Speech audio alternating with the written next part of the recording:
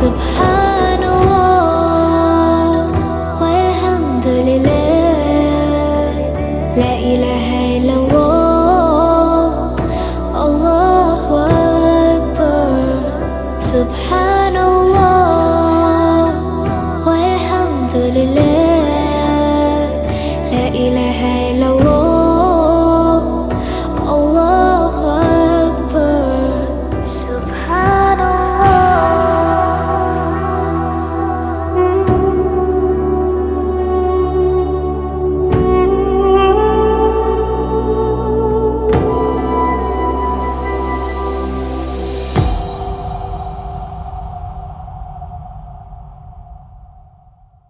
Kasi karamihan sa atin, puro trabaho na lamang nasa isip.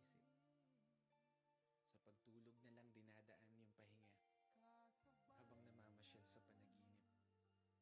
At paggising, trabaho ulit, hanggang sa hindi mo na magawang masulit, kahit man lang saglit.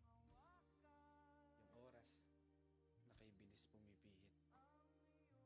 Pero hindi ko sinasabi na huwag ka na magtrabaho. Gusto ko lang ipaalala sa'yo. Ipaalala sa sarili ko. Kapag dumating na yung araw na hindi mo na magagawang iakbang ang mga paa mo,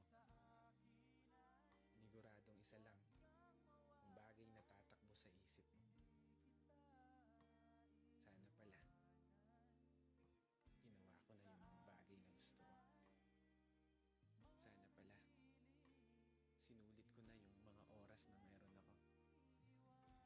Kaya hindi pa huli, may pagkakataon ka pa. Hanggat hindi nagpaparamdam si Lord, wala ka pang dapat ipag-alala. Hanggat hindi ka pa tumatago sa pintuan, wala kang dapat ipangamba. Dahil hanggat humihinga ka, magagawa mo pa. Gawin lahat ng mga bagay na gusto mo, basta masaya ka. Walang makakapigil sa'yo. Buhay mo yan. Kaya kung umabot ka hanggang dito at patuloy na nakikinig, maraming salamat.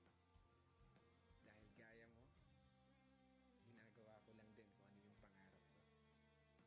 Minsan ako masaya. Sa paraan na to, magawa kong may bahagi sa iba. Kaya isang pagpupugay para sa lahat ng mga kapatid na motorista na patuloy sumasabay